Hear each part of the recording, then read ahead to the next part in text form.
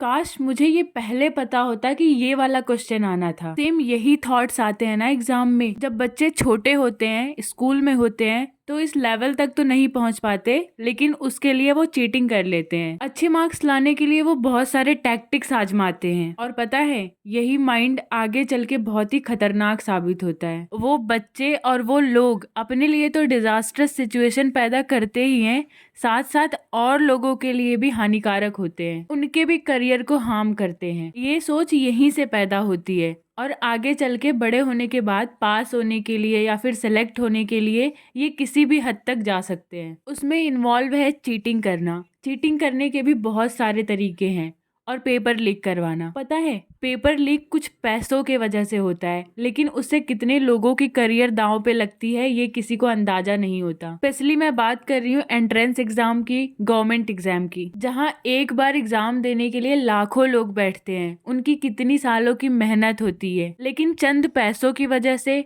और कुछ लोगों की वजह से उनके बहुत सारे सपने टूट जाते हैं। किसी किसी का तो लास्ट अटेम्प्ट भी होता है। और भारत में ऐसे बहुत सारे राज्य हैं जहाँ पे ये सब चीजें नॉर्मल हैं। यूपी, बिहार, राजस्थान, एमपी, असम, तेलंगाना और ऐसे बहुत सारे स्टेट्स इसमें इंक्लूड हैं। भारत में लगभग 1,60,00,000 गवर्नमेंट पोजीशंस होती हैं, और बचा हुआ 1,20,00,000 स्टेट गवर्नमेंट के अंडर होती है। हमारे भारत में यूथ की जितनी तादाद है, करीब उसका 40% गवर्नमेंट एग्जाम में अपीयर होते हैं, क्योंकि गवर्नमेंट एग्जाम्स की बहुत ज्यादा इज्जत है हमारे कंट्री में, और उन जॉब्स के लिए वो सालों साल प्रिपरेशन करते हैं। अब यहाँ पे दो कैटेगरी आती है, एक वो जो चंद पैसे दे करके एग्जाम पेपर एक्सेस करवा ले रहे हैं, और एक वो जो सालों साल मेहनत करके बैठ रहे हैं एग्जाम में। अब यहाँ पे कल्प्रिट का तो सिर्फ पैसों का लॉस होता है, और अगर क्राइम प्रूव हुआ तो कुछ सालों की जेल होती है, लेकिन जो दूसरे कैंडिडेट्स होते हैं, एस्पिरेंट्स होते हैं, उनकी तो मेहनत,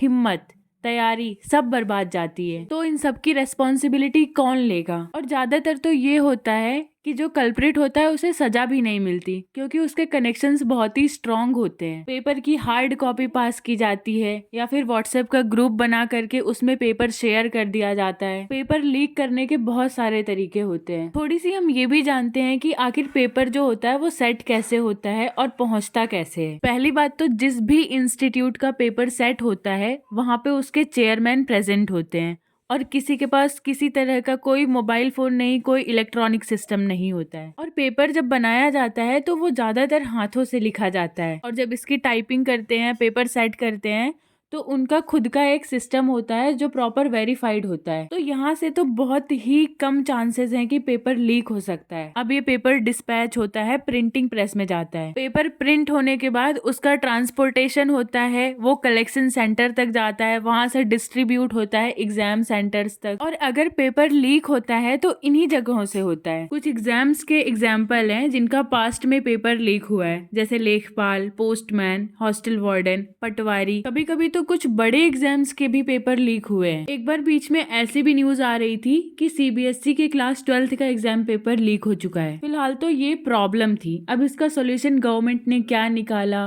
कैसे हुआ, कैसे इम्प्लीमेंट करेंगे, इस पे बात करते हैं। जब पेपर लीक का, नकल करने का ये सारा मामला बढ़ने लगा तो अलग अलग स्टेट्स ने अपने रूल्स निकाले। उनमें से कुछ स्टेट्स हैं जैसे उत्तराखंड, गुजरात, राजस्थान, छत्तीसगढ़, उत्तर प्रदेश, अरुणाचल प्रदेश, आंध्र प्रदेश, उड़ीसा, झारखंड। लेकिन अभी बजट सेशन में सेंट्रल गवर्नमेंट के द्वारा एक बिल पेश किया गया जिसका नाम है एंटी चीटिंग बिल, या फिर prevention of unfair means in the public exam. ये पेपर लीक इश्यूज को टैकल करता है। पब्लिक एग्जाम्स, एंट्रेंस एग्जाम जैसे UPSC, SSC, railway, NEET, JEE, CUET, ऐसे एग्जाम्स में अगर कुछ धांधली होती है तो ये उसको ध्यान में रख के बनाया गया है। इसके अंडर अगर कोई भी इंस्टीट्यूट या कोई भी इंसान पकड़ा जाता है तो पहली बात उसको 1 करोड़ की पेनल्टी लगेगी। जो एग्जाम में कॉस्ट आए थे वो रिकवर किए जाएंगे, और उसे जेल भी हो सकती है, और जिस इंस्टीट्यूट के अंदर ये होगा